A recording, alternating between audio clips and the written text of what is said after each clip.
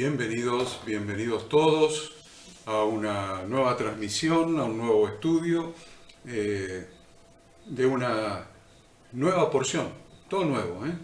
Nueva transmisión, nuevo estudio, nueva porción semanal del Pentateuco. Les damos la bienvenida a todos ustedes, hemos visto que algunos ya estaban esperando más de 5 minutos antes de empezar la transmisión, así que les agradecemos por el interés que tienen y que demuestran cada semana en la transmisión en vivo, y todos aquellos que luego se suman viéndolo grabado, en diferido, ya sea por los diferentes medios en que se transmite en vivo y después grabado también en los diferentes lugares donde queda este estudio grabado.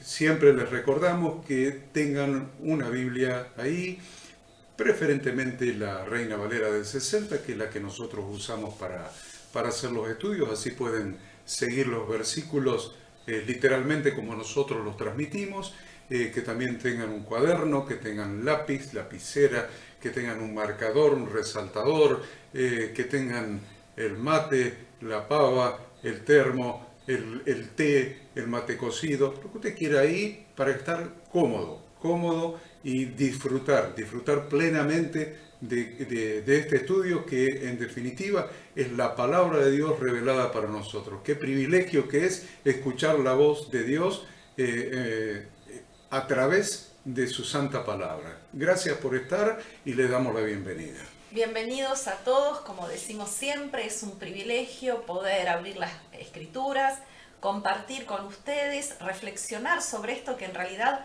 han estado estudiando toda la semana, comenzaron el domingo pasado. Hoy vamos a concluir, al terminar este día, de, escudriñar y sacar los tesoros escondidos, ¿no? Y siempre viendo a Yeshua en medio de este libro revelado, ¿no? Este libro que estamos transitando, Éxodo. El nombre en hebreo es Shemot, que significa nombres, ¿no? Porque básicamente en este libro están revelados muchos de los nombres de Dios. Así que, dispuestos a estudiar. Bien, entonces Ada le va a decir el número, nombre, lecturas, tema de la porción, la introducción, y nos ponemos a estudiar. Listo, ahí prepárese y prepare, ahí tenga su lapicera ahí y ya empezamos a estudiar.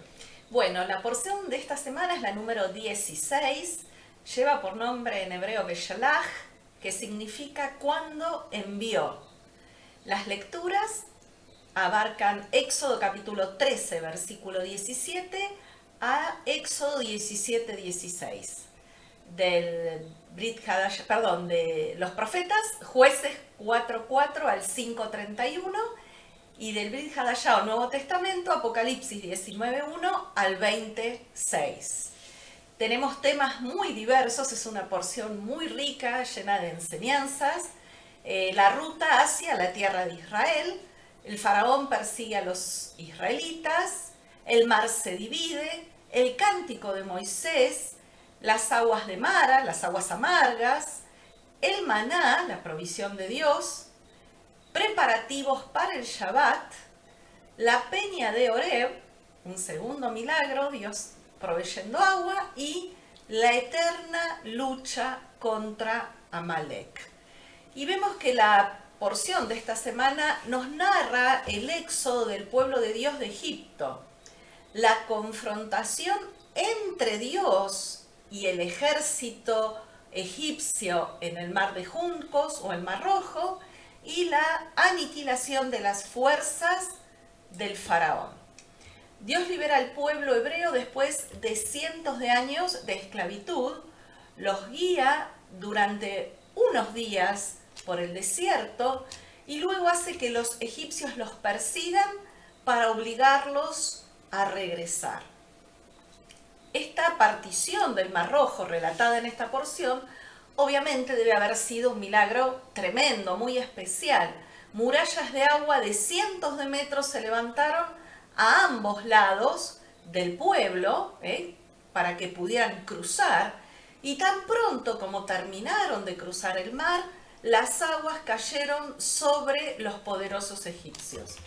De manera espontánea y al unísono, el pueblo hebreo entonó un cántico con un sorprendente nivel espiritual.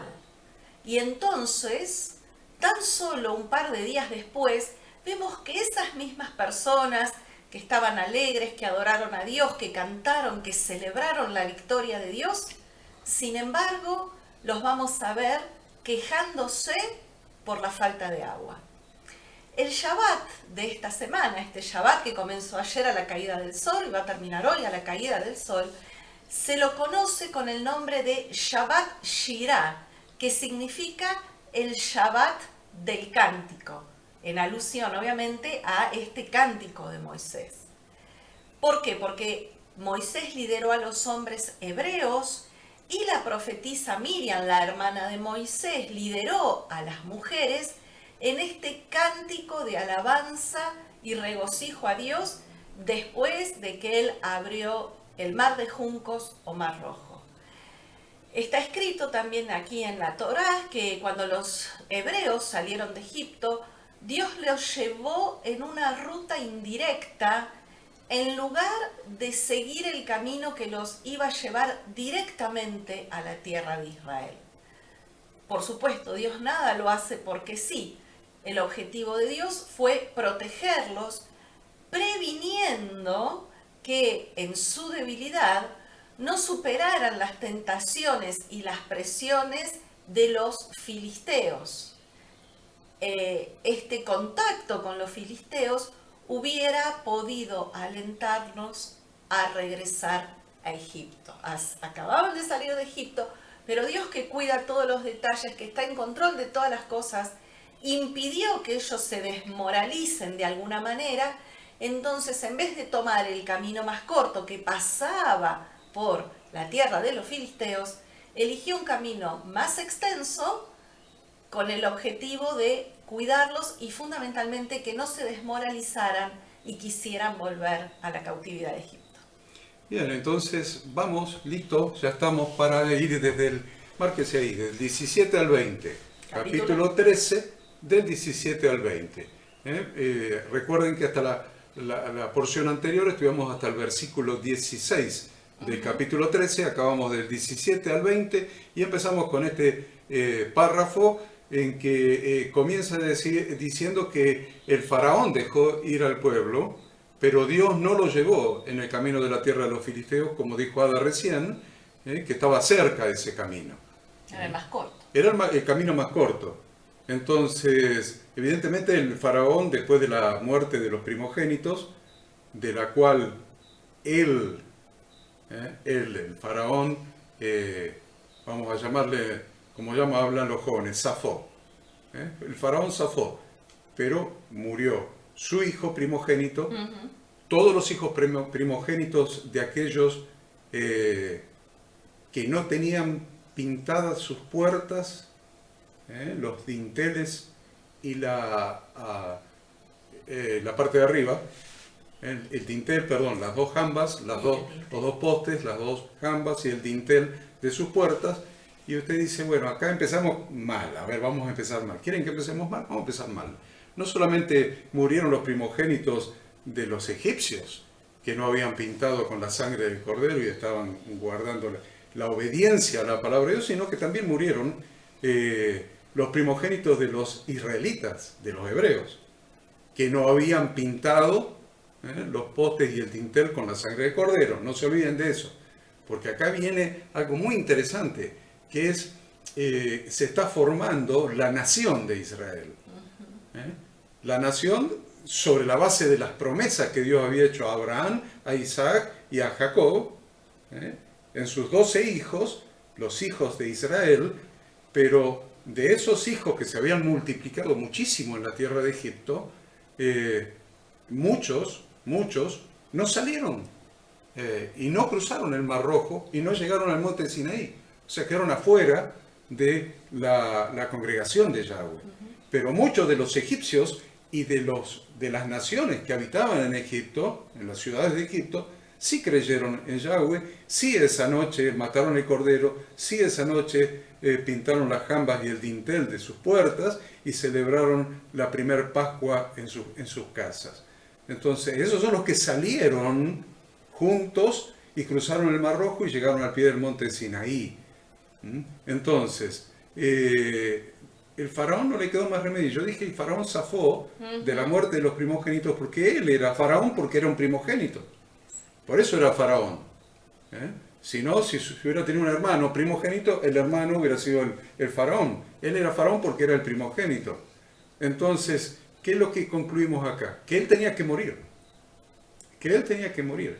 Dios le concedió una prolongación de su tiempo de vida para cumplir todo lo que faltaba y destronar al último dios egipcio que todavía quedaba, uno. De las 10 plagas fueron avergonzados y destronados todos los dioses de Egipto. Faltaba uno. Y yo les diría que faltaban dos. Faltaba un ídolo y faltaba el faraón. El faraón también tenía que morir. Entonces en esta parashá leemos justamente ese último ídolo, como Dios lo destrona, demuestra que no tenía poder frente al Dios de los hebreos, a nuestro Dios, a Yahweh nuestro Dios, y cómo muere ese primogénito que no había muerto en esa noche, que fue el faraón mismo. Entonces, había dos caminos, dijo Ada, hacia Canaán. Un camino más corto, ¿vieron? Como el cuentito de Caperucita Roja y el lobo feroz, ¿no? Andá por el camino más corto, el camino más largo. Bueno, había dos caminos. Siempre hay dos caminos. Siempre. Siempre hay como mínimo dos caminos. Bueno, acá había dos caminos. El camino más corto y el camino más largo. ¿Y saben qué? Dios eligió el camino más largo. Porque el camino más corto era desde el norte de Egipto, en la tierra de Gosén, en el valle fértil, en el delta del Nilo, desde ahí entrar por el sur de Canaán. Y eso les podía llevar 4 o 5 días. 4 o 5 días podían estar entrando en la tierra prometida. El otro era mucho más largo, llevaba como 15 o 16 días en realidad, no 40 años, 15, 16 días. Y Dios eligió ese camino más largo, el camino más largo. Pero no para hacerlo en 15, 16 días, lo eligió para que lo puedan hacer en 2 años. Acuérdense y anoten todas estas cosas.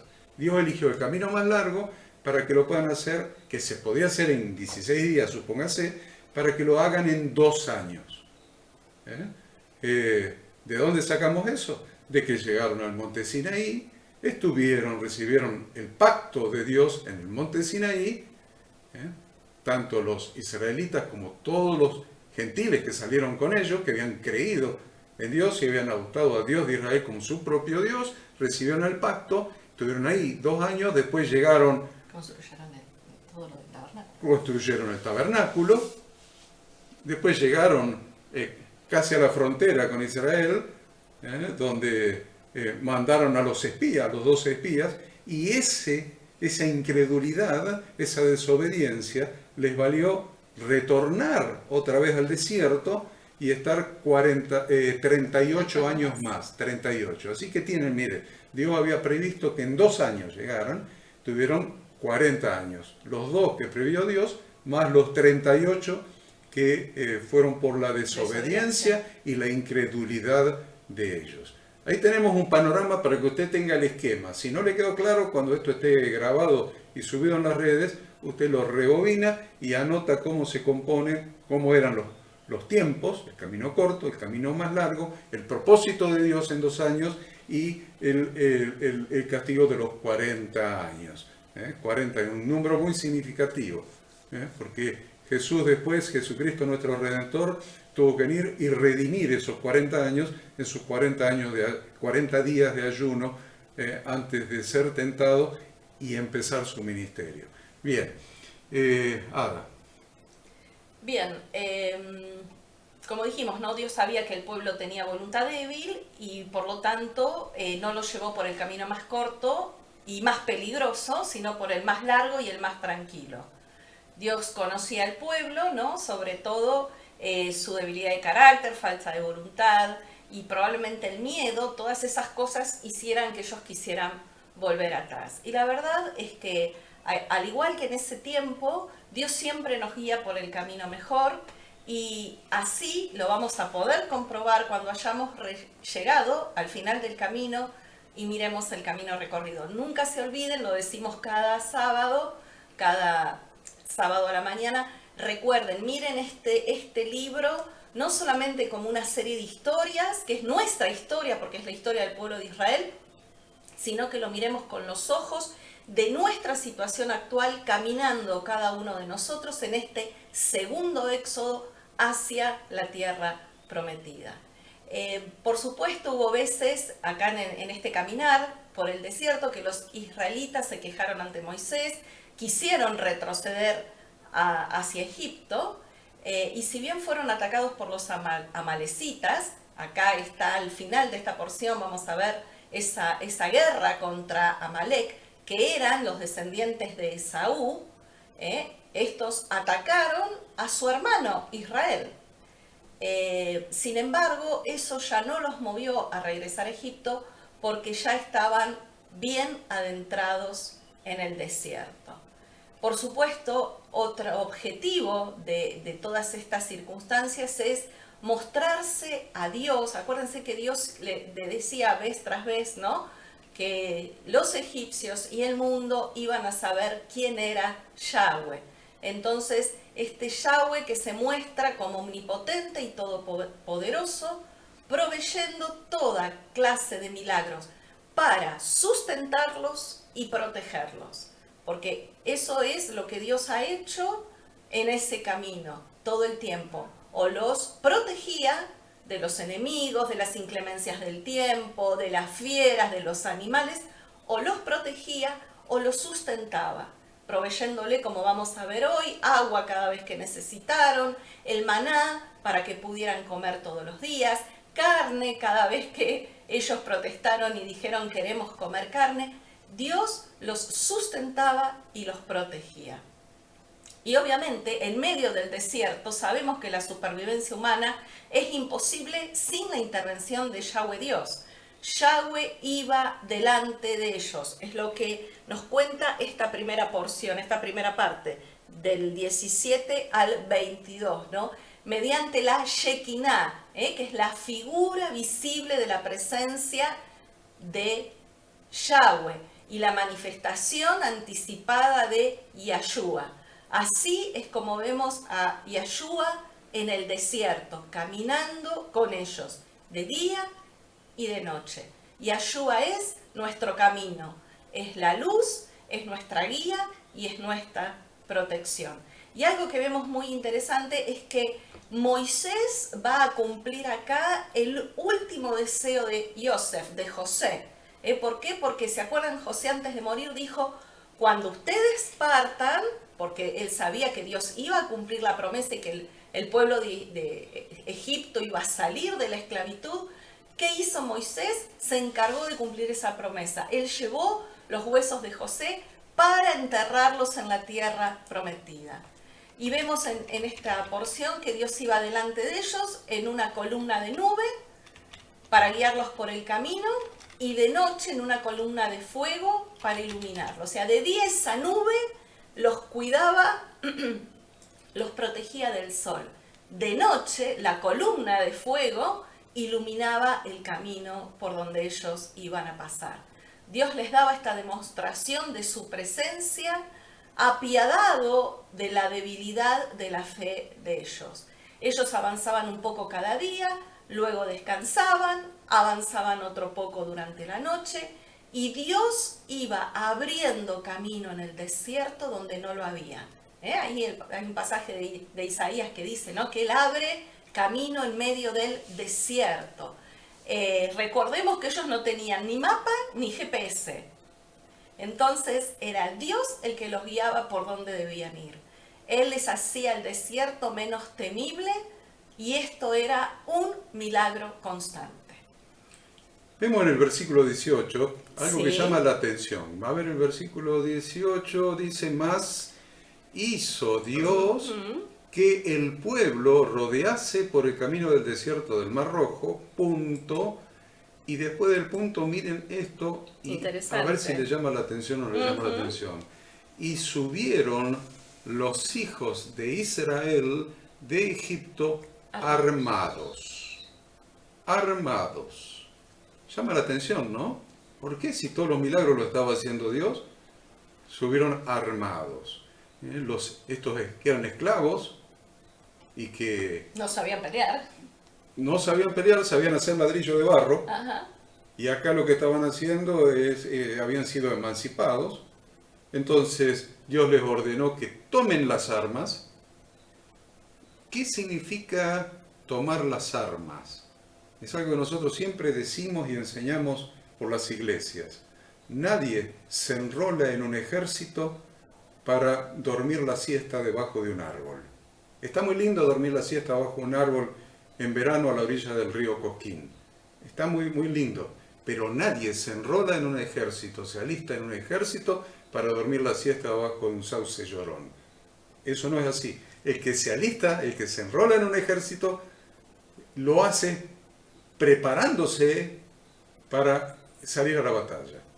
Puede ser que salga o que no salga, pero lo hace con esa mentalidad. Me enrolo para salir a la batalla. Eso pasa en los países desarrollados que están permanentemente en guerra. El que en el país del norte se enrola en el ejército, en el army, sabe que en algún momento lo van a mandar a algún lugar. ¿Se entiende lo que estoy diciendo? Tomar las armas es enrolarse. Tomar las armas es prepararse para la confrontación inevitable con el enemigo. En este caso, el enemigo, el primero y principal, eran sus antiguos amos, los egipcios. Pero no solamente eso, después apareció Amalek al final de esta paralla. Entonces, el que se enrola en un ejército debe tomar las armas. Y esto es un modelo. Cada cosa que pasa en este éxodo, en esa travesía del desierto, es un modelo para nosotros, para este segundo éxodo, en que hemos salido del reino de Hasatán y estamos atravesando el desierto para llegar a la tierra prometida en el retorno y comienzo del reinado milenial de Yahshua nuestro Señor. Entonces, no importa lo primitiva que fueran sus armas. Yo no creo que tuvieran carros de hierro. Eso lo tenían los egipcios. Ni caballos. Iban caminando, pobrecitos, estos esclavos. Ni carros, ni caballos, ni lanzas, ni espadas. No sé qué armas primitivas podían haber llegado a tener. Pero no importan las armas, era la disposición del corazón. Estoy dispuesto a ir a la batalla por la promesa de Dios y por la orden de Dios de salir. Entonces, la verdad que todas las armas las tenían los egipcios. Sus carros eran como los actuales tanques de guerra. Claro. Todo fortalecido, pero y estos andaban con quién sabe qué armas primitivas iban, pero lo que importaba para Dios, y lo vamos a demostrar después cuando primero Dios destruye, él personalmente, al ejército egipcio y al faraón, pero después ellos pelean contra Amalek, contra Og, Magog, contra Og y Sihón. Vamos a ir de a poquito, pero la verdad es que ellos presenciaron algo importante y que a veces a nosotros nos cuesta darnos cuenta, pero nosotros presenciamos lo mismo. ¿De qué se trata?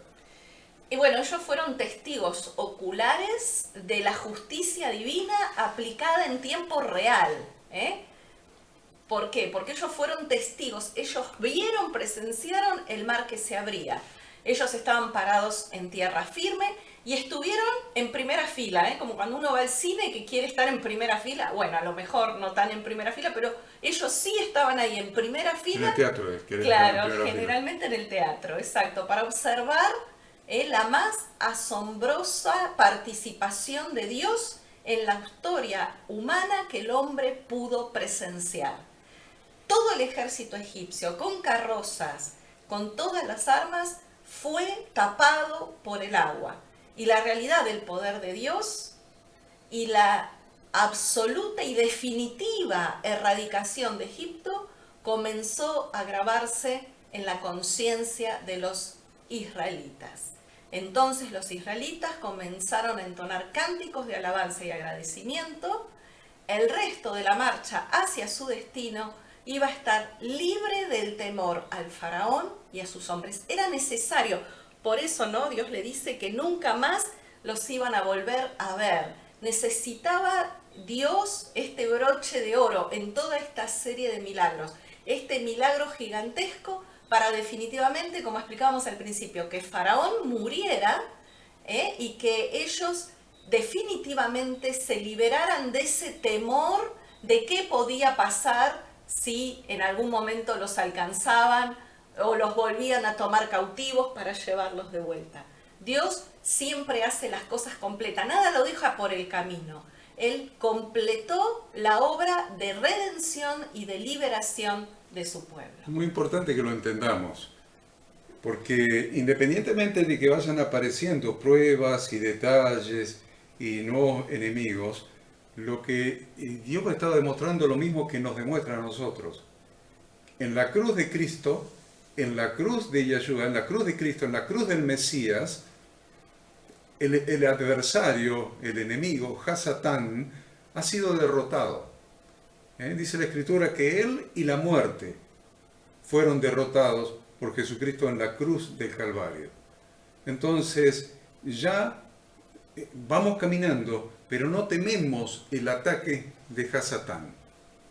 Sabemos que anda como león rugiente buscando a quien devorar, como andaban estos egipcios, pero la verdad es que no nos puede hacer nada. Podemos caminar hacia la tierra prometida sin temor, porque Yeshua, Jesucristo, Yeshua el Mesías, Jesucristo, derrotó a Satanás en la cruz del Calvario.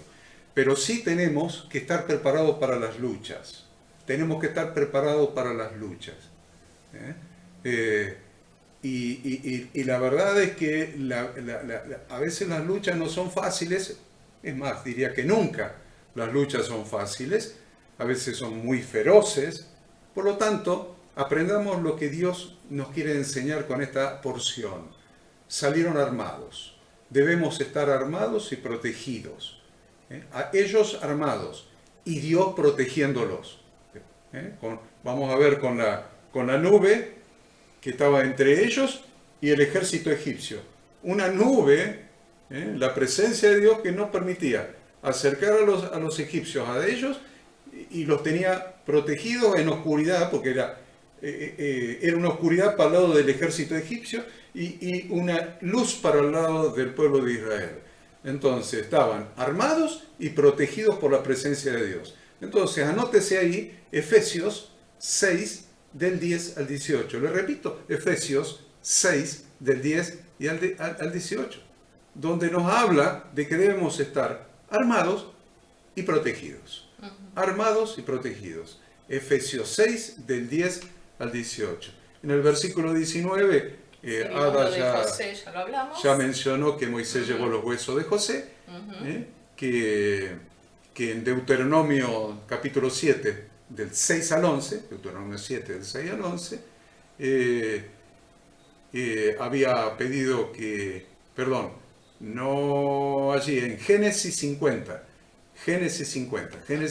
del 24 al 25, José había pedido que sus huesos, miren la fe de José, ¿no? Yo voy a morir y Dios los va a sacar de acá. Pero ¿cómo si sos el vice faraón, el vicegobernador, el vicerrey, el virrey? ¿Cómo? Si estás en la gloria. Él sabía y creía en las promesas que Dios había hecho a sus antepasados, a Abraham, Isaac y a su papá Jacob. Creían las promesas de Dios. Por más que estaban en la gloria, en la mejor tierra de Egipto, lo más fértil, eran casi los amos de Egipto, José lo era. Sin embargo, José creía en las promesas de Dios y sabía que un día Dios iba a cumplir su promesa e iban a salir de Egipto hacia la tierra prometida. Por eso le hizo prometer a sus hermanos y al pueblo que sacarían sus huesos y los llevarían al lugar para sepultura que había comprado. ¿Quién lo había comprado? Abraham, ese campo de sepultura que había comprado su abuelo. Su abuelo era, bueno, su bisabuelo Abraham.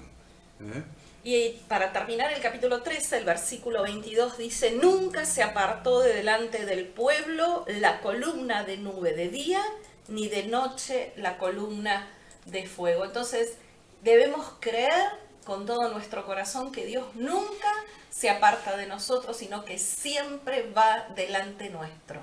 Lo importante para nosotros es verlo, seguirlo, entender que a Dios se lo ve y se lo sigue a través del estudio de su palabra y el seguimiento de sus instrucciones. Si nosotros, como decimos siempre, hacemos nuestra parte, guardamos sus instrucciones, estudiamos su palabra, esto que hacemos cada semana, estudiamos, escudriñamos, profundizamos, desciframos los tesoros escondidos en la palabra de Dios, nos aferramos a sus instrucciones, tenemos la seguridad que Él va delante nuestro. Y aún en este peregrinar hacia nuestra nueva tierra prometida, Dios va delante nuestro.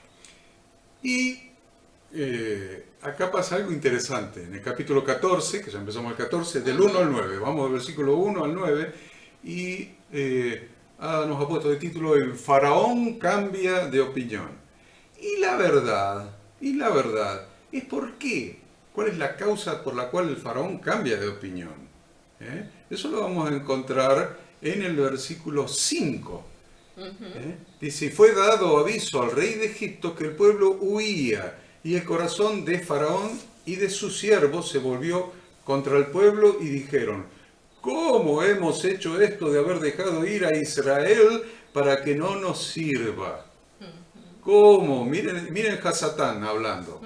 ¿Cómo se nos fue de la mano tal hermano, tal otro hermano, que se nos escapó del reino de las tinieblas y ahora está en el reino de la luz de Cristo, el reino de la luz, de su luz admirable? Se nos escaparon. ¿Quiénes se nos escaparon? Estos que nos servían a nosotros.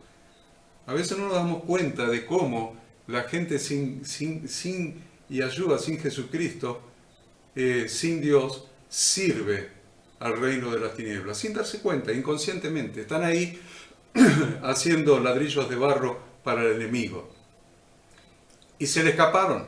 Ahora, ¿les parece que el faraón estaba contento porque se le habían escapado los sirvientes, los siervos? ¿Les parece que Satanás está contento porque se le escaparon ustedes de su servidumbre, de servirlo a él? No está contento. Por eso los persigue. Y anda como león rugiente buscando a quien devorar, y los sigue persiguiendo. ¿Saben qué? Tengan la plena seguridad que no los alcanza. No los puede alcanzar. Siempre y cuando estemos caminando con Yahshua adelante, y el ángel de Yahweh, dice la para allá, el ángel de Yahweh, Yahshua, Jesucristo, iluminando nuestro camino, guiándonos en el camino con su santa palabra y la protección de Dios a nuestras espaldas. Entonces, no te va a alcanzar Satanás si estás en estas condiciones, siguiendo la palabra de Dios, que es Jesucristo, la palabra de Dios hecha carne, y la protección de la presencia de Dios a tus espaldas. No te puede alcanzar. Seguí caminando hacia adelante, seguí caminando hacia Él. No te desvías ni a derecha ni a izquierda. No hagas lo que vamos a ver después, quejarte por las aguas amargas, por la falta de agua, las aguas amargas, por la falta de comida, por esto, por aquello, por el liderazgo, porque el liderazgo sí, el liderazgo no, el liderazgo es del primo de Moisés o es de Moisés, el liderazgo es de Aarón y Miriam o de Moisés. ¿Ven las quejas por el liderazgo? Todo eso trajo maldición. Mientras que estemos siguiendo a Yahshua, que es la palabra de Dios hecha carne, y estemos protegidos por la Shekinah, la presencia, por el Espíritu Santo de Dios, el faraón no te puede alcanzar. ¿Eh? Es muy importante que entendamos esto. Bueno, entonces, Van a caminar 3 días. 3 días. Ujú. ¿Cómo es eso? Sí, el primer día ellos salen desde Ramesés y llegan a Sucot. Eso es el día 15 del mes de Aviv, del primer mes. Después, al día siguiente, el segundo día, que sería el día, perdón, 16, van desde Sucot a Estetam y al día 17 llegan hasta Pijajirot. Luego el día 18 los agentes del faraón le informan que habían ya pasado los 3 días, los 3 días que originalmente pedían para salir a adorar a Dios en el desierto, y entonces, como los hebreos no daban señales de retornar, ¿qué hace? Entre el día 19 y el día 20, el faraón organizó su fuerza y sale a perseguir a los hebreos. Y el día 21 del primer mes, del mes de Aviv, se partió el mar para salvar a Israel y luego vuelve a cerrarse para ahogar a los egipcios. Bien. ¿Por dónde seguimos ahora? Esto es muy interesante, el versículo 9.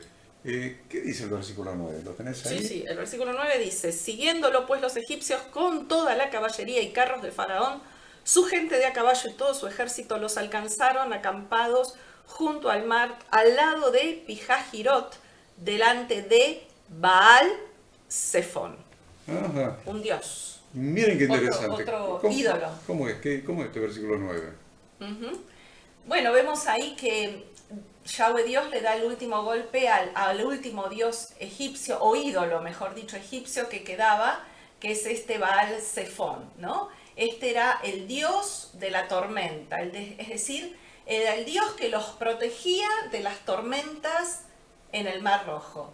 Este dios que protegía a los egipcios en el cruce del mar, pero sin embargo Yahweh, el único y verdadero Dios, el Dios de los hebreos, ¿qué va a hacer? Va a proteger a los israelitas, y no hubo ningún ídolo egipcio que pudiera salvar al faraón y a sus huestes de morir ahogado en medio del mar. El Dios de la tormenta que los protegía cuando cruzaban el Mar Rojo o navegaban por el Mar Rojo, se confronta en el último que yo les dije recién, el último ídolo que quedaba. Uh-huh. Se confronta con el único verdadero Dios, con Yahweh, nuestro Dios.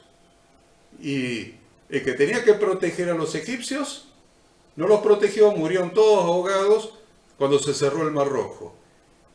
Y Yahweh demostró que es el único Dios, el que nos protege a nosotros, el que te protege a vos, el que nos protege a mí, que protege a la Hada, a nuestra familia, el único y verdadero Dios. Los israelitas, los hebreos, cruzaron en seco. Y usted dice, cuando se abrió el agua, ¿no había barro en el fondo? Pero claro que sí. Pero dice la tradición que sopló un viento y secó el barro del fondo del Mar Rojo, y ellos cruzaron en seco. La Biblia dice, la tradición explica, la Biblia dice, cruzaron en seco, no había barro en el fondo. Eso es el verdadero Dios. Esos son los milagros que hace nuestro Dios. Ese es el poder de nuestro Dios, del Shaddai, el Dios Todopoderoso. Ese es su poder, ese es su amor por su pueblo, ese es su amor por su congregación, ese es su amor por nosotros. No solamente se abrió el mar, sino que se secó el fondo del mar para que no hubiera barro y pudieran cruzar en seco. Pero los ídolos del mundo, los ídolos de Egipto, no pudieron proteger a los suyos y se cerró el mar y perecieron. Tengan en cuenta esto, porque esto es muy importante, Esta enseñanza es fundamental para nuestra vida de creyentes. ¿Quién te protege? ¿Quién nos protege? ¿En qué condiciones? Estúdielo hoy. ¿En qué condiciones tenemos que estar para ser protegidos por el único Dios y verdadero, por Yahweh nuestro Dios? Yud-Hei, Vav-Hei. El nombre revelado de Dios, el Shaddai, el Todopoderoso. qué condiciones tenemos que vivir, en qué condiciones tenemos que estar, hacia dónde tenemos que caminar, para realmente gozar de esta protección de Yod-Hei Vav-Hei, nuestro Dios, el Dios de Israel. Y vemos ahí en el versículo 11, ¿no?, que obviamente el pueblo empieza a quejarse. Entonces dice el capítulo 14, versículo 11, y le dijeron a Moisés: ¿no había sepulcros en Egipto que nos has sacado para que muramos en el desierto? ¿Para qué has hecho así con nosotros, que nos has sacado de Egipto? ¿No es esto lo que te hablábamos en Egipto diciendo: déjanos servir a los egipcios?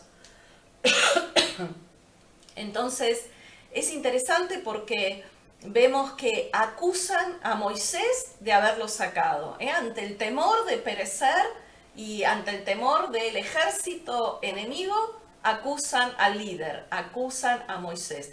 Y la verdad es que era un desprecio de la libertad, al preferir la esclavitud solo porque se presentaban aparentes dificultades.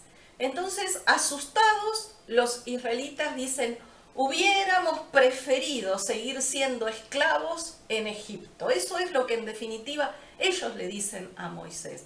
Y la verdad que es una declaración que nos sorprende, porque habían sido sometidos cientos de años a la esclavitud, al trabajo forzado.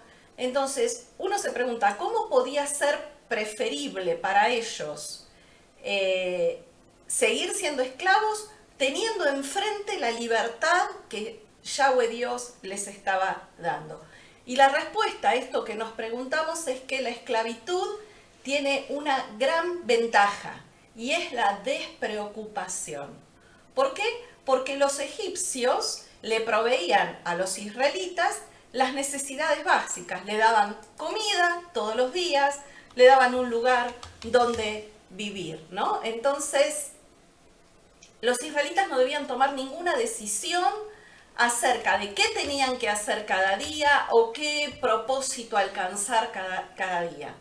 ¿Por qué? Porque eso lo tenían resuelto. Esa es la mentalidad de esclavo. Y esa es la mentalidad que el sistema quiere hoy que tengamos. ¿O acaso no vamos todos los días al mismo trabajo de tal hora a tal hora y nos dan comida el sistema nos provee de una comida que sabemos que no es la comida que Dios anhela para nosotros? El sistema, ¿no?, todo el tiempo tratando de esclavizarnos y de enfermarnos. Entonces, ellos preferían un ambiente confinado, un lugar determinado, sabiendo de antemano qué tenían que hacer, en vez de preferir la libertad que siempre va acompañada, y subraye esto, de una gran responsabilidad.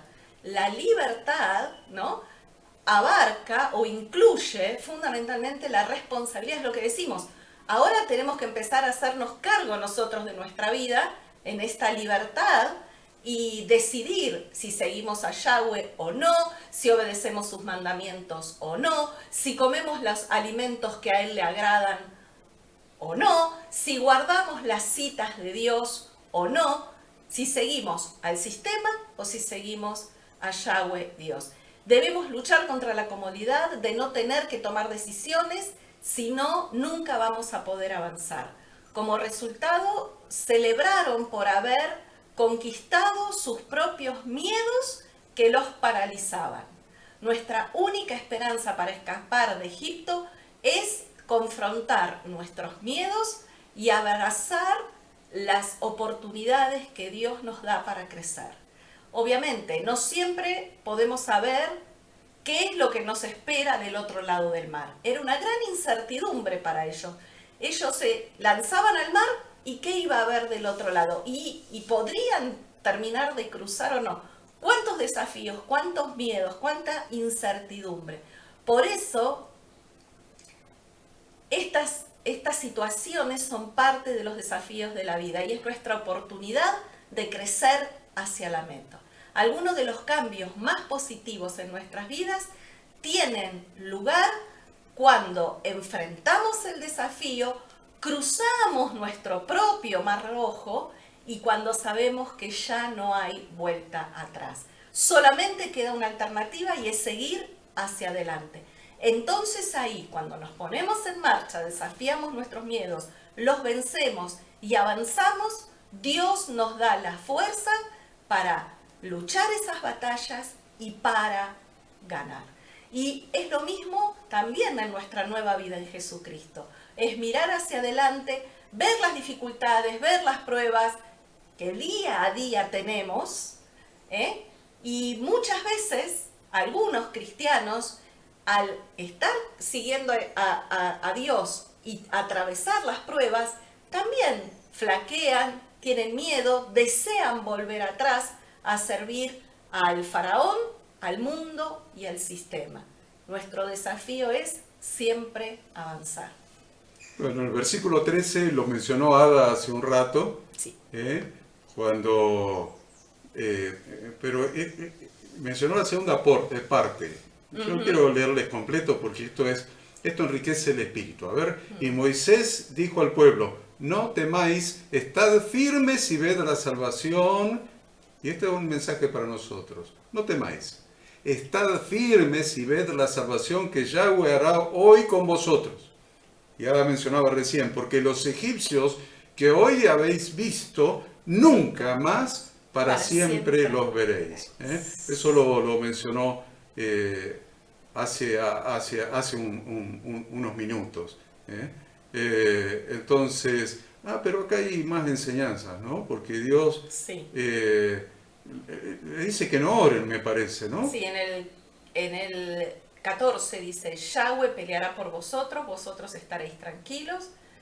Entonces Yahweh le dijo a Moisés: ¿por qué clamas a mí? Di a los hijos de Israel que marchen. ¿Por qué clamas a mí? Creo que Dios le está diciendo que no oren. Sí, claro, le está diciendo eso. Hay un tiempo para orar y hay un tiempo para actuar. Exacto. Para proceder, para ponerse en acción. Entonces, pero hay una palabra. Primero viene la promesa. Versículo 13 viene la promesa. Versículo 15 dice: ya te di la promesa, no sigas llorando acá, clamando. Empezá a marchar. Camina hacia la promesa. No es como algunos han entendido que no debemos orar, debemos marchar. No. Paremos la mano. Debemos hacer todo. Primero, estudiar las Escrituras, conocer las promesas de Dios, luego, en oración, marchar. En oración, marchar. ¿Qué es lo que habían hecho ellos? Habían recibido las promesas y estaban estáticos, llorando, clamando, gritando, estáticos, inmóviles. No. Vamos a recibir la promesa, conocer las promesas de Dios, escritas en su santa palabra, vamos a marchar en el rumbo que Él nos indica, orando. Marchar, orando.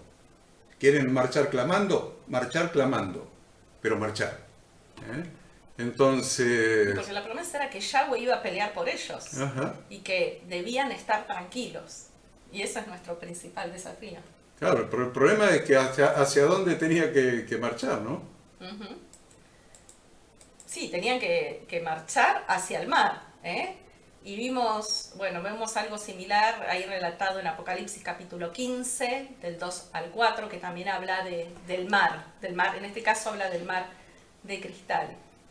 Y los israelitas estaban acostumbrados a obedecer a los amos, ya lo dijimos, tenían mentalidad de esclavos y no estaban capacitados para pelear. Era necesario que esa generación cambiara la mentalidad y desarrollaran un temperamento diferente, y lo que decimos siempre, era necesario sacar a Egipto de dentro de ellos. No solamente debían salir físicamente, sino que lo tenían que sacar de su mente, de su corazón, de su estilo de vida y de sus pensamientos. De Dios dependía salvar a la nación, por lo tanto, ellos debían avanzar y Él los iba a mantener a salvo. Dios esperaba una señal de obediencia a Él y quería ser glorificado a través del faraón y de su ejército. Porque por eso dice vez tras vez: y sabrán los egipcios que yo soy Yahweh. Es muy interesante porque... La nube. Claro, y es muy interesante el tema, ¿no? Porque, ah, 19.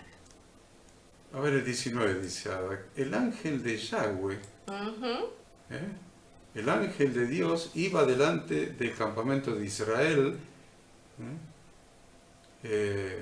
al principio, Sí, se pero apartó. después se apartó, Ujú. iba atrás de ellos. Exacto, Y la columna de nube que iba adelante se apartó y se puso a sus espaldas. exacto. Eso es muy fuerte, ¿eh? Ujú. Eso es muy fuerte. Dice, iba entre el campamento, eso versículo 19 y 20, iba entre el campamento de los egipcios y el campamento de Israel, Exacto. y era nube y tinieblas para aquellos, y alumbraba a Israel de noche, y en toda aquella noche nunca se acercaron los egipcios a ellos, dice, los unos a los otros. Ujú. ¿Eh? Entonces, ahí lo tenemos a Jesucristo. Ahí lo tenemos a Jesucristo. Le damos la cita para el Nuevo Testamento, 2 Corintios 4, del 3 al 6, y habla de la luz. Qué interesante, ¿eh? 2 Corintios 4, del 3 al 6. Qué bueno, porque habla en el 4, dice, los cuales el Dios de este siglo cegó el entendimiento de los incrédulos para que no les resplandezca la luz del Evangelio de la gloria de Cristo, el cual es la imagen de Dios. Es muy interesante. Y en el 6 dice, porque Dios, que mandó que de las tinieblas resplandeciese la luz, es el que resplandeció en nuestros corazones para iluminación del conocimiento de la gloria de Dios en la faz de Jesucristo. Qué fuerte que es esto, ¿eh? Vamos de los versículos 21 al 31, estamos muy pasados de tiempo ya casi. Del 21 al 31 el mar se dividió porque Moisés extendió su vara sobre el mar. Ahora, ¿qué simboliza el mar, la apertura del mar para nosotros? El bautismo. El bautismo. Todos nosotros debemos salir a través del Cordero que es Jesucristo, el Cordero de Dios que quita el pecado del mundo. Debemos salir a partir de esa Pascua en nuestra vida. Dios nos va a proteger, pero debemos pasar por las aguas del bautismo, que fue el Mar Rojo. Primera Corintios, capítulo 10, 1 y 2 dice, porque no quiero, hermanos, que ignoréis que nuestros padres todos estuvieron bajo la nube, y todos pasaron el mar, y todos en Moisés fueron bautizados en la nube y en el mar. Tenemos que pasar por el bautismo. Es el apóstol Pablo citando este episodio del Éxodo. Y en Romanos 6.4 lo aclara. En Romanos 6.4 dice, porque somos sepultados juntamente con Él para muerte por el bautismo, a fin de que, como Cristo resucitó de los muertos para la gloria del Padre, si también nosotros andemos en vida nueva. Cambió todo a partir del cruce del Mar Rojo. Les aviso, cambió todo. Cambió su realidad. Ya no fueron una familia, que fueron los 70 que fueron con José a Egipto, una familia de 70 miembros, los 600.000 varones más la mujer y los niños que se constituyeron en un pueblo y que salieron de Egipto. Cuando pasaron el Mar Rojo dejaron de ser un pueblo, se tenían que convertir en una nación. Por eso a los 50 días, el día del primer Pentecostés que registra la historia, llegaron al pie del monte Sinaí y recibieron la Constitución, el pacto de bodas de Dios con su congregación, la Ketubá, el pacto. Se convirtieron ese día en una nación. Así que estamos en el proceso de convertirse en una nación y queremos ser, como dice la Escritura, real sacerdocio, nación santa, pueblo adquirido por Dios. ¿Queremos ser nación santa? Bueno, vamos a creer en Jesucristo, recibir la redención por su sangre, vamos a pasar el Mar Rojo a través del bautismo y vamos a recibir la Torá de Dios, los mandamientos de Dios, que es su santa palabra, desde Génesis hasta Apocalipsis, y vamos a vivir en esa novedad de vida, en esa vida nueva, y vamos a ser realmente nación apartada para Dios, nación santa. Bien, entonces, obviamente el agua se desploma sobre los egipcios y mueren los egipcios, el faraón, todos allí. Y vamos al capítulo 15 que habla del cántico de Moisés cantado por el pueblo y Miriam, traducido en la Reina 60 como María, es Miriam en realidad, su nombre, le cambié. No sé por qué se le cambian los nombres, pero no importa. El cántico de Moisés, cantado por el pueblo, y Miriam con todas las mujeres. Bien, Ada. Sí, vemos que este cántico tiene un significado espiritual muy profundo, ¿no? Y es un cántico consagrado al honor de Dios, con la intención de exaltar su nombre y celebrar sus maravillas, sus alabanzas. Todo lo que acontece es parte del plan divino y todo encaja en el perfecto y maravilloso plan de Dios. El resultado de esta exaltación es un cántico para destacar que todos los fenómenos aparentemente desconectados entre sí y hasta a veces contradictorios se fusionan en un todo respondiendo a un plan perfecto.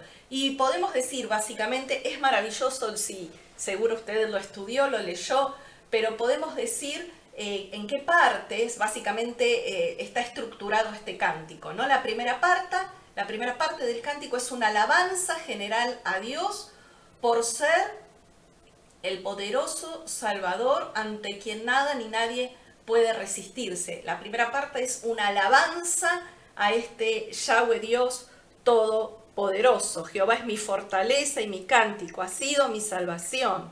Este es mi Dios, lo alabaré, etc. Luego continúa con un repaso de los milagros que acompañaron este abrirse el mar, ¿no? Hace como una síntesis de este tremendo milagro que Dios hizo. A continuación, habla sobre el plan que el faraón tuvo en mente al perseguir al pueblo y el fracaso de ese plan. En siguiente punto, la reacción de los cananeos y de las demás naciones, porque este hecho fue tan tremendo que aún las naciones escucharon hablar de este tremendo milagro, y entonces estas naciones les demostraba qué futuro iban a tener ellos, que de alguna manera les advertía a las naciones que habitaban la tierra hacia donde Israel estaba yendo: muchachos, este es el Dios que pelea por los israelitas, que hizo todas las plagas, que mató a los primogénitos, que abrió el mar para que el pueblo pase en seco, así que prepárense porque es un Dios con el que no se juega. Y por último, la última parte de este cántico habla del futuro de Israel como nación de Dios en la tierra de Israel. Vemos que habla muchísimo también este cántico de la diestra de Dios, ¿no? La diestra habla del brazo de Dios, de la diestra de Dios, del poder, de su fuerza. Y es muy interesante porque Ada hace un rato nos dijo que un día se va a volver a cantar este cántico. A ver, en el segundo Éxodo, sí, se volverá a cantar este cántico. ¿Cómo es ese asunto? ¿De qué se trata? Y sí, porque las naciones se van a inquietar ante la llegada de los israelitas. Y cada una, obviamente, por motivos diferentes, pero todas las naciones del mundo, está relatado acá en este cántico, reaccionaron con fuertes emociones ante la destrucción del imperio egipcio y la salvación del pueblo de Israel. Algunas se enojaron, otras se pusieron nerviosos, algunos temían que su nación fuera la próxima víctima de la ira de Dios. Sin embargo, ¿hicieron algo al respecto? ¿Buscaron activamente formas para evitar que les aconteciera un desastre? Quizás podrían haberse convertido a Dios, tal como lo hizo Jetro, y lo vamos a estudiar en la porción de la semana próxima. O podían haber enviado embajadores en ofertas de paz para asegurar la amistad con el pueblo de Dios. no vemos que haya ocurrido nada de eso. Simplemente no hicieron nada. Tuvieron miedo, sí, pero no reaccionaron como debían haberlo hecho. No actuaron, tuvieron una reacción. La reacción fue el miedo. Uy, ¿qué nos va a pasar? Y no, Dios realmente es único y todopoderoso e indestructible. Pero Dios esperaba de ellos que no solamente reaccionaran con emociones, sino fundamentalmente que actuaran. Podrían haberse agregado, digamos, al pueblo de Dios, podrían haber optado por servir a Dios. Sin embargo, no hicieron nada. Por lo tanto, no seamos como las naciones, no seamos como las naciones ante la partición del Mar Rojo. Actuemos, no solamente reaccionemos con emociones, actuemos.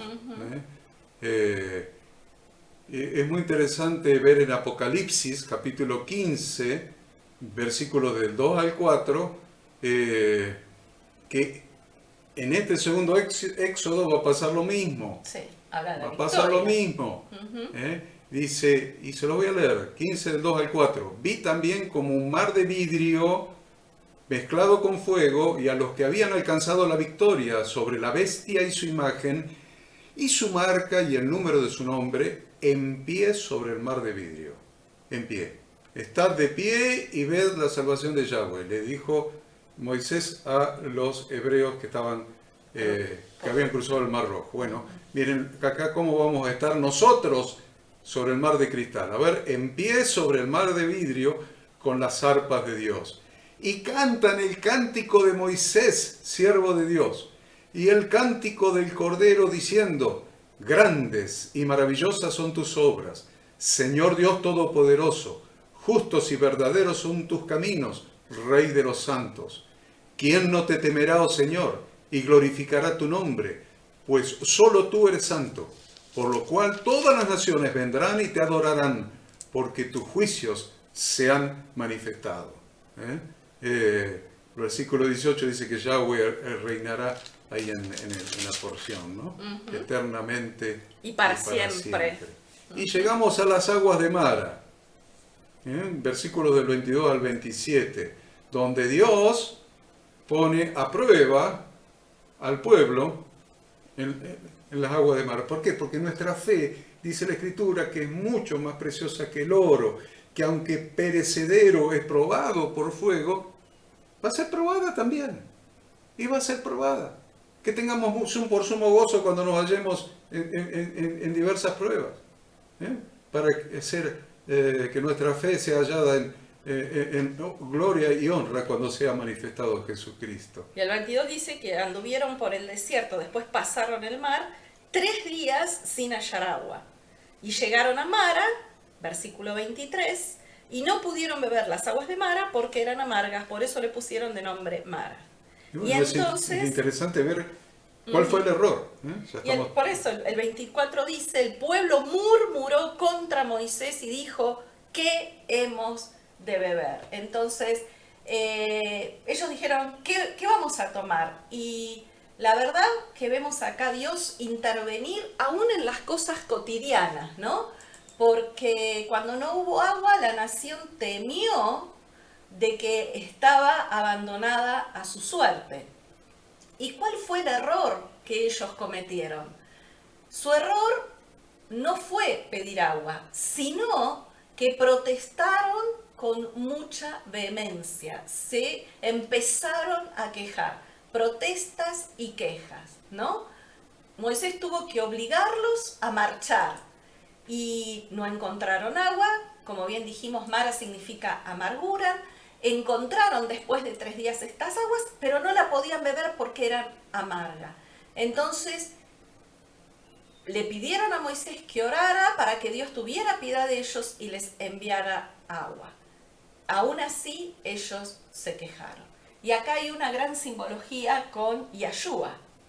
En la cruz del Calvario, Jesucristo bebió las aguas amargas que nos correspondía beber a nosotros. Jesucristo en la cruz bebió las aguas amargas que nos correspondía beber a nosotros. Que eran las aguas amargas, que vamos a estudiar más adelante en Levítico, que debía tomar aquella mujer cuyo esposo sospechara de que le había sido infiel. Las aguas mezcladas con ceniza y con el procedimiento. Con esto que está diciendo Ada, Por estamos haber sido concluyendo que Jesús tomó el agua que nos tocaba tomar a nosotros, beber a Por haber nosotros sido por nuestra infieles. queja, Y nuestra infidelidad. por no ser constantes y estar quejándonos de Dios y diciendo, no ves que no me contesta las oraciones, y quejando y quejando. Y en segundo lugar, lo que dice Ada es que tomó el agua del adulterio, Claro. de nuestro adulterio, de nuestra idolatría. La tomó Jesús, la llevó Él en la cruz. La agua de la queja, la agua de la incredulidad, la agua de nuestra falta de fe, las aguas de nuestro adulterio, que es el agua que ha mencionado que debía tomar la mujer sospechada de adulterio, que era el agua mezclada con el polvo del piso del tabernáculo. Entonces, ¿cuándo tomó Jesús eso? En la cruz.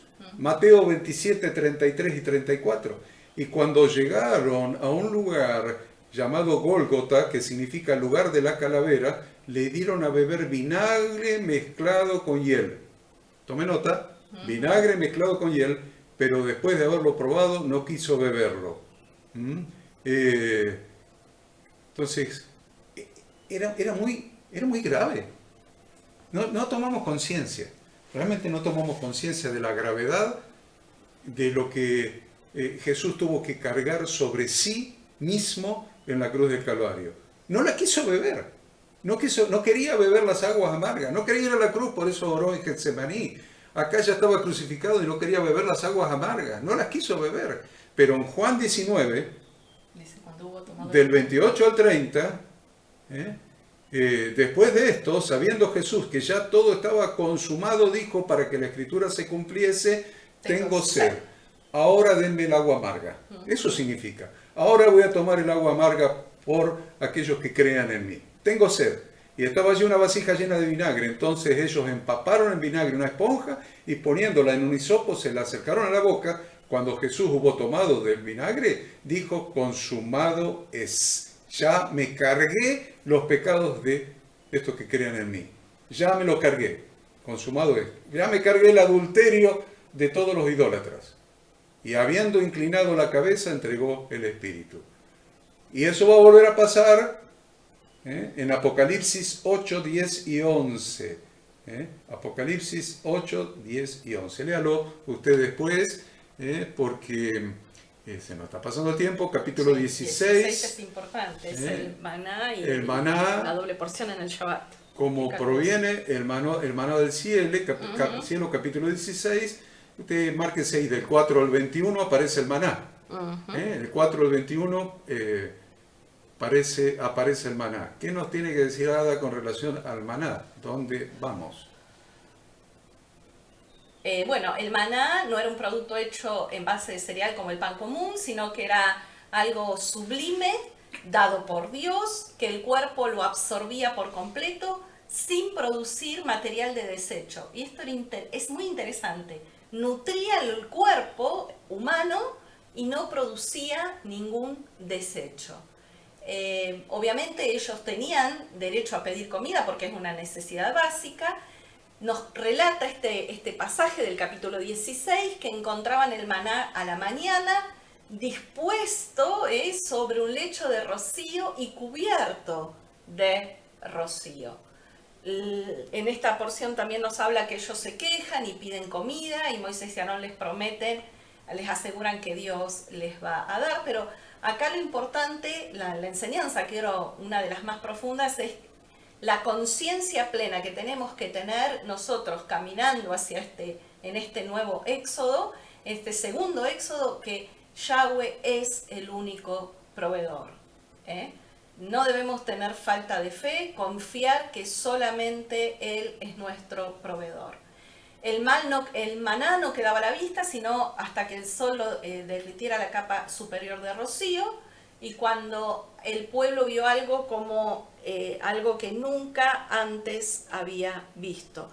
Ellos dijeron en el versículo 14, cuando el rocío cesó de descender, he aquí sobre la faz del desierto una cosa menuda, redonda, menuda como una escarcha sobre la tierra. Y al verlo ellos preguntaron, ¿qué es esto? Y Moisés les dijo, es el pan que Yahweh os da para comer.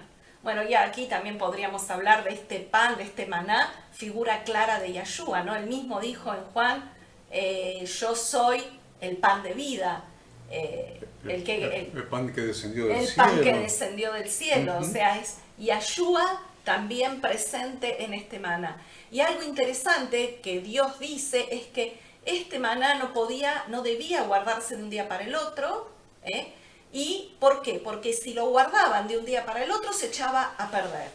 Sin embargo, acá Dios les dice que en el Shabbat no debían recoger, sino que el viernes, el día anterior al Shabbat, debían recoger una doble porción. Sin embargo, vemos que algunos del pueblo, cabeza dura, testa dura, salieron a recolectar en Shabbat, y obviamente no encontraron. Entonces ellos profanaron el Shabbat porque Dios les había dicho junten el viernes doble, y eso que junten doble el viernes, milagrosamente el sexto día, esa doble porción que ellos recogían no se echaba a perder. Cuando Dios da las instrucciones hay que seguirlas como Él las da. Dios los acusó de transgredir sus preceptos, sus ordenanzas.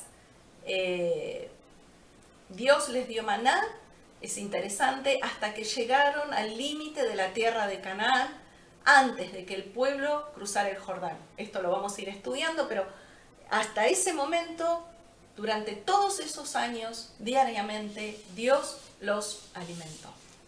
Acuérdense cómo se cuentan los días. Sí, a partir del séptimo día, que es el único que tiene nombre en la Biblia, que tiene el nombre de Shabbat, que se traduce como día de reposo, mal traducido porque es día de reposo activo, día de reposo activo para Dios, consagrado a Dios, es una cita con Dios. Eso es lo que significa Shabbat, día de reposo activo para Dios, una cita con Dios.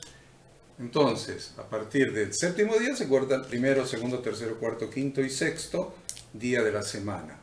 El sexto día, dice Ada, había que juntar una porción doble. Se medía en un gomer por persona. El sexto día había que juntar 2 por persona, para no juntar el séptimo día. La pregunta es, ¿ya estaba la ley? ¿Ya estaba la ley? No estaba la ley, no habían llegado al monte Sinaí todavía, no estaba la ley. ¿Y cómo sabían cuál era el día de reposo ellos? Si todavía Moisés no había escrito la ley. ¿Cómo sabían cuál era? Que era el séptimo día, el día de reposo. Porque el día de reposo tiene su origen en la creación. Casi yo le diría en la eternidad, pero vamos a poner la creación. Porque Dios mismo apartó, bendijo y guardó el séptimo día como día de reposo en la creación. No tenía ninguna duda la gente cuál era, los que habían recibido la Torá de Dios oralmente desde Adán hasta acá, no tenían duda cuál era el día de reposo. Que no lo guardaran es otra cosa. Sabían cuál era, pero no lo guardaban. Y acá Dios le está diciendo, guárdenlo, muchachos. Recojan el sexto día, la doble porción, y el séptimo día me lo dedican a mí. Me lo dedican a mí. El séptimo día es una cita conmigo. No para ir a trabajar, no para juntar maná. No. El séptimo día van a comer de los que yo los voy a bendecir durante el sexto día. Sexto lo voy a bendecir para que les alcance para el séptimo. Yo los voy a bendecir. Yo los voy a bendecir. Si ustedes me obedecen, yo los voy a bendecir.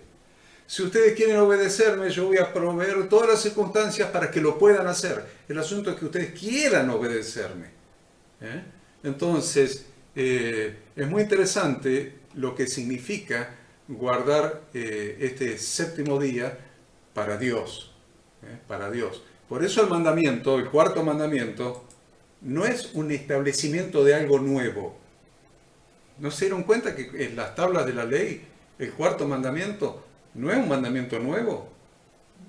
El cuarto mandamiento es un recordatorio. Acuérdate. Acuérdate del día de reposo. Búsquenlo en su Biblia. Busque el cuarto mandamiento. Y van a ver que no es un mandamiento nuevo. Porque estaba desde la creación. Dios lo había cumplido.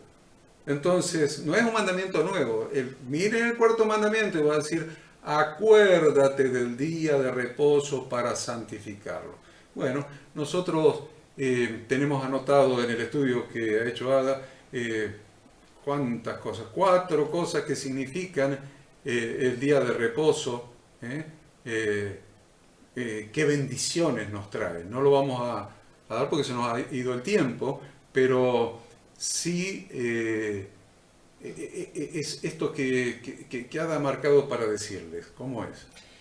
Que el día de reposo es un tiempo donde podemos entrar cada séptimo día de la semana en la presencia de Dios con Jesucristo, con Yeshua. Por eso decimos que es un tabernáculo en el tiempo, un tiempo especial de cita con Dios, de encuentro con nuestro Creador. El Shabbat nos da la oportunidad de probar un pedacito del reinado milenial de Yeshua cada semana. Es como una muestra de lo que va a ser ese estar permanentemente junto a Yeshua durante su reinado milenial. Entonces, vamos a encontrar, y esto quiero que lo sigan escudriñando, lo analicen. Hay 2 tabernáculos entonces. Hay 2 tabernáculos. Un tabernáculo es el tabernáculo físico, que ahora es la congregación, un tabernáculo físico, pero hay un tabernáculo de tiempo. Uh-huh. Interesante, porque la vida se mide en tiempo. Entonces, no solamente tenemos un tabernáculo físico, que fue el tabernáculo en el desierto, que fue el templo construido por Salomón, que simboliza la presencia de Dios en medio del pueblo. En medio del pueblo, y que después se convierte, después de la destrucción del templo y de la redención de la congregación a través de Jesucristo, del sacrificio de Cristo, en las piedras vivas que forman ese templo santo para morada de Dios en el Espíritu. Esas piedras vivas. Pero hoy estamos hablando de cosas físicas, porque aún nosotros como creyentes somos físicos, como cuerpo, alma y espíritu. Pero hay otro tabernáculo consagrado en las Escrituras que quiero que lo estudien, que es un tabernáculo de tiempo, que simboliza esa comunión especial, esa presencia especial, ese encuentro especial, esa cita especial de cada creyente con el Señor. Y ese es el séptimo día. Es un tabernáculo hecho de tiempo, el séptimo día. El día de reposo, apartado y consagrado para Dios. Ahora, ¿querés un día de la semana con bendición especial? No es el primero, no es el segundo, no es el tercero. Dios apartó y bendijo, dice Génesis, el séptimo día y lo guardó. ¿Y por qué decimos que es una figura del reinado milenial de Yahshua que estamos anticipando? Porque el séptimo día, día de reposo, es el día, un día como 1000 años como un día, es el día que representa el reinado milenial de Yeshua, el Señor del día de reposo. Él es el Señor del día de reposo, el Señor del séptimo milenio, de su reinado milenial.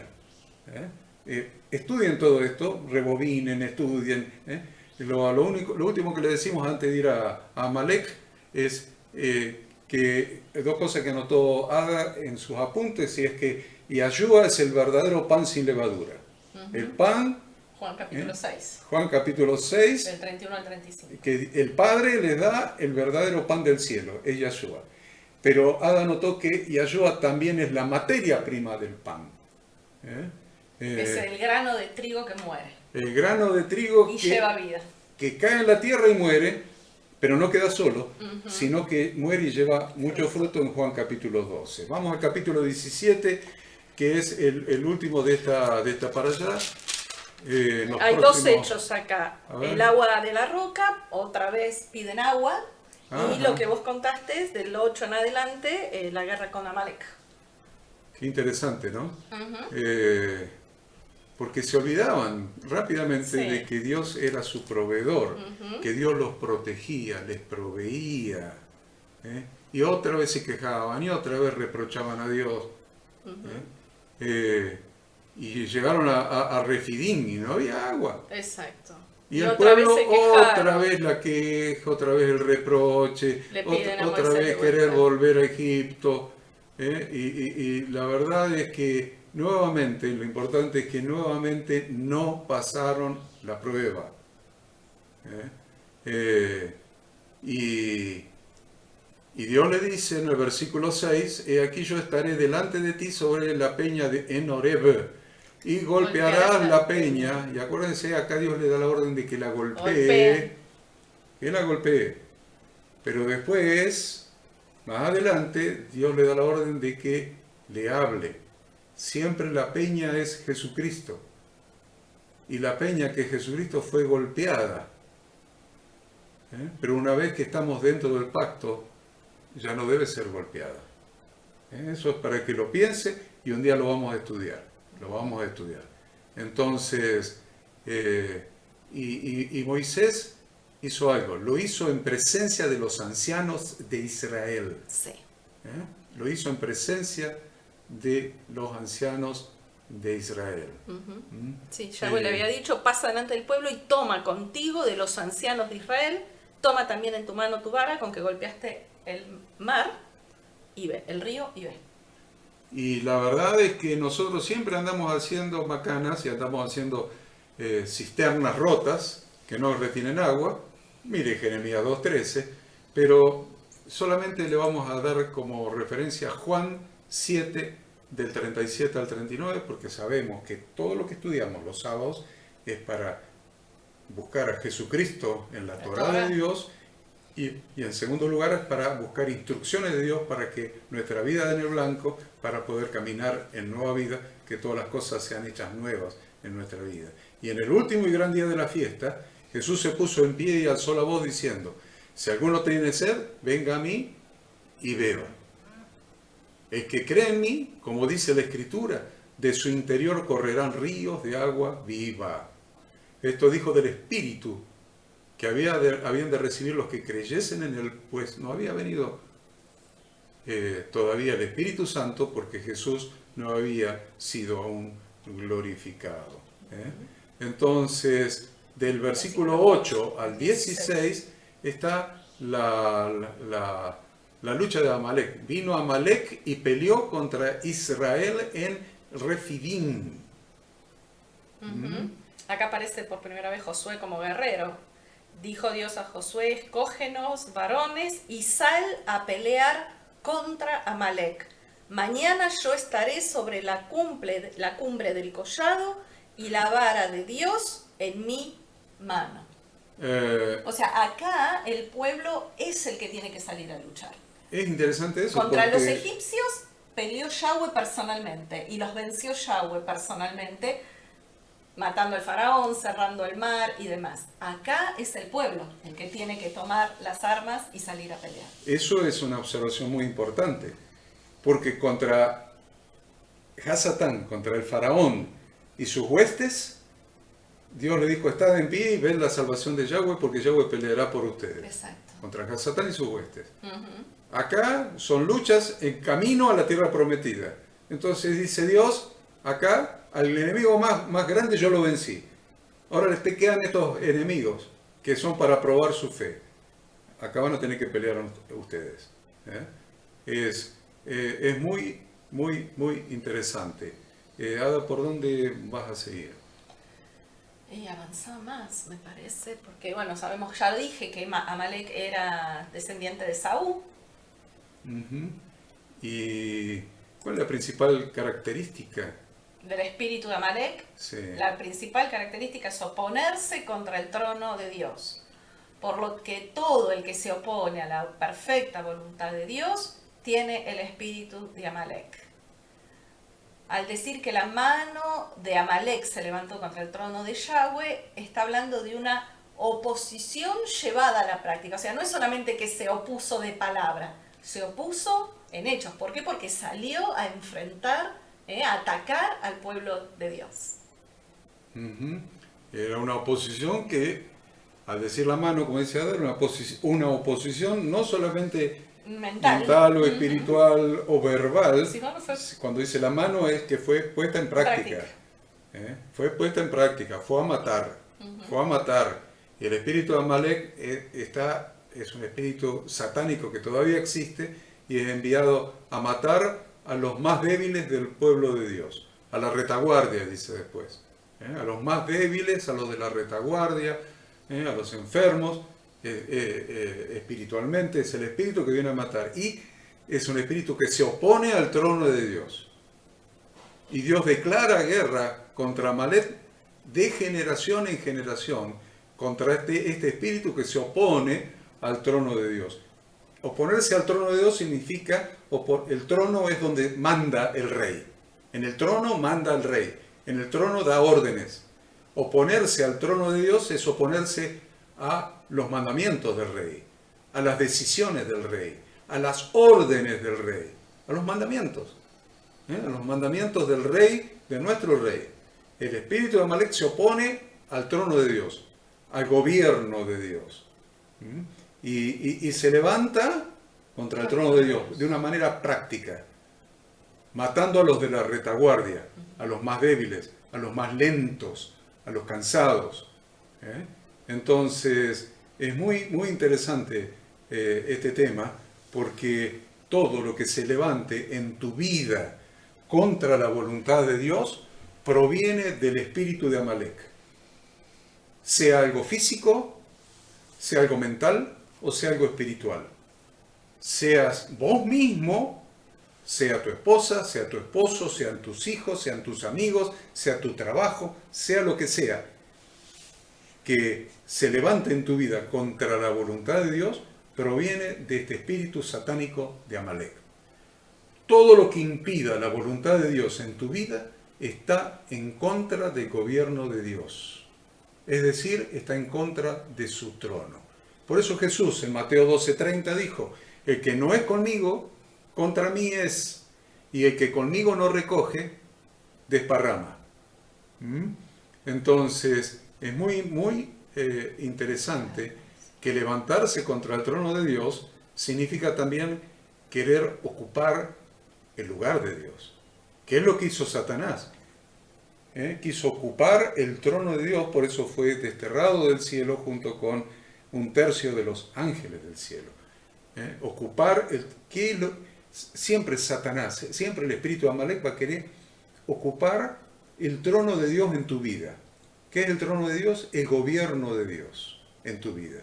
Entonces vas a salir con cosas como lo que está escrito en la Biblia era para otro tiempo, para el pueblo en Egipto, el pueblo en el desierto, lo que se te ocurra. Ya está clavada en la cruz el Antiguo Testamento, la ley no existe más. Todas las tonterías que uno escucha por ahí es el espíritu de Amalek, proviene del espíritu de Amalek que se levanta contra el gobierno de Dios en tu vida. Porque ¿cómo gobierna un Estado? El gobierno de un Estado, ¿cómo gobierna sobre el pueblo? Mediante leyes. Pero es muy elemental, hay que ser muy, muy ingenuos para no darse cuenta. El gobierno gobierna a través de leyes, para eso está el Poder Ejecutivo, Legislativo y Judicial, para dictar en el Legislativo las leyes, ejecutarlas en el Ejecutivo, de ahí viene el nombre, y juzgar a quienes no la cumplan en el Judicial. Eso es el gobierno. Entonces, el gobierno de Dios, ¿por qué tiene que ser diferente? Es exactamente igual. Exactamente igual. Entonces, hay leyes, hay mandamientos, hay ordenanzas, hay estatutos, hay decretos de Dios para que nosotros, que somos parte de su nación santa, vivamos en santidad y vivamos en su voluntad. Y siempre va a estar el espíritu de Amalek queriendo ocupar el trono de Dios en nuestra vida y levantándose contra el gobierno de Dios en nuestra vida. Espero que ustedes puedan entender esto, porque esto también es una enseñanza muy importante. Lo último que vamos a decir y que va a concluir Ada es que hubo guerra contra Amalek, fue Josué con los soldados, peleó, pero Moisés se quedó en el monte, mirando para abajo. ¿Con qué tenía en la mano Moisés? La vara de la autoridad de Dios en su mano. No era la vara, no era un palo, era la vara de la autoridad de Dios en su mano. Entonces Moisés levantaba las manos con la vara de la autoridad de Dios en su mano. Y el pueblo prevalecía, Israel ganaba. Israel ganaba la batalla. Se cansaba Moisés, bajaba los brazos, ganaban los amalecitas. Ganaban los amalecitas. Entonces vinieron dos personas, Ur y Aarón. Uh-huh. Características muy importantes. Aarón el hermano, Ur el amigo. Aarón el hermano, Ur el amigo. Y sostenían su mano.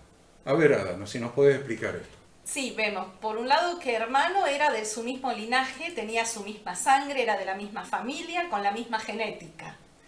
Y por otro lado el amigo, que era Ur, cuya principal característica es la lealtad y la transparencia, sin secretos, con buenas intenciones. Entonces no tiene problemas ni prejuicios, es decir, desconfianza, para brindar el cuidado necesario al siervo de Dios a través de que dice que le pusieron una piedra debajo de Moisés para que Moisés se sentara y pudiera descansar, y Ur y Aarón le sostenían las manos levantadas. Cuando el hombre de Dios tiene la vara de Dios en su mano, símbolo de autoridad, y cuando es la autoridad de Dios. Es la autoridad de Dios, delegada por Dios, dada por Dios. Y luego, cuando el siervo de Dios pasa la vara a su otra mano, porque esta vara representa la autoridad y la revelación de Dios que ha sido dada a su siervo. Entonces vemos acá también, ¿no? Habla de alguna manera de liderazgo prudal, de apoyarse mutuamente, de cuidarse mutuamente. ¿Para qué? Para que el siervo llamado por Dios con un propósito específico pueda cumplir ese llamado. Veámoslo entonces, mírenlo, sentado, Ur y Aarón, uno de cada lado, el hermano y el amigo. Entonces Moisés con una mano levantada, sosteniendo la vara de la autoridad y de la presencia y de la revelación de Dios en su mano, y Ur sosteniéndosela. Se cansaba Moisés y se cansaba Ur. Los dos se cansaban, ¿eh? Entonces, ¿qué hacía Moisés? Pasaba la vara a la otra mano, bajaba la mano, Ur descansaba y Aarón le sostenía la mano, el hermano, y se la sostenía, levantada, hasta que se cansaban los dos. Moisés, ¿qué hacía? Pasaba la vara a la otra mano, bajaba esa mano, descansaba, Aarón descansaba, y así, y así, y así. Quiero que, nos gustaría a Ada y a mí que hoy puedan estudiar esto en el funcionamiento de la iglesia. Cómo debe funcionar una iglesia, una congregación, cómo debe funcionar el liderazgo de una congregación, de acuerdo a lo que hemos aprendido en esta última parte de esta porción semanal. Nosotros hasta aquí hemos llegado, hemos terminado con la enseñanza, y les deseamos que tengan un día de reposo, un séptimo día, un día de reposo. Habrán aprendido, apartado para Dios,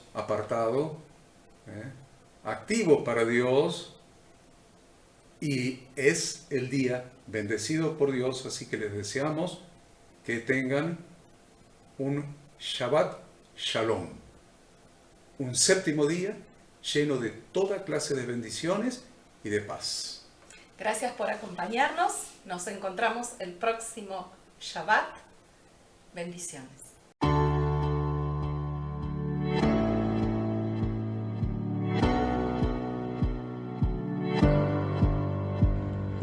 Queremos que tú también conozcas esta herramienta que durante los últimos 18 años ha sido útil para las iglesias de todo el mundo de habla hispana, capacitando cientos de siervos de Dios. Las formas de aprender están cambiando y Ministerio Bíblico Internacional, a través de su facultad bíblica, brinda programas de formación ministerial bíblica, teológica y práctica para la multiplicación y edificación de la iglesia 100% online. Respondiendo a las necesidades de hoy, para aquellos que no cuentan con la posibilidad de asistir a clases presenciales, donde quiera que estés, en todo lugar, recibirás el material de estudio y verás las clases en vivo y on demand, accediendo a través de tu celular, PC, tablet o Smart TV. Recibe tu capacitación en las siguientes carreras: diplomado en teología para maestros de grupos de evangelismo y discipulado, licenciatura en teología pastoral, diplomado en teología y práctica ministerial para pastores, líderes y servidores. Súmate a los pastores que han organizado un grupo de estudio tutorial a distancia en la congregación con estudiantes locales y de las otras iglesias de la zona.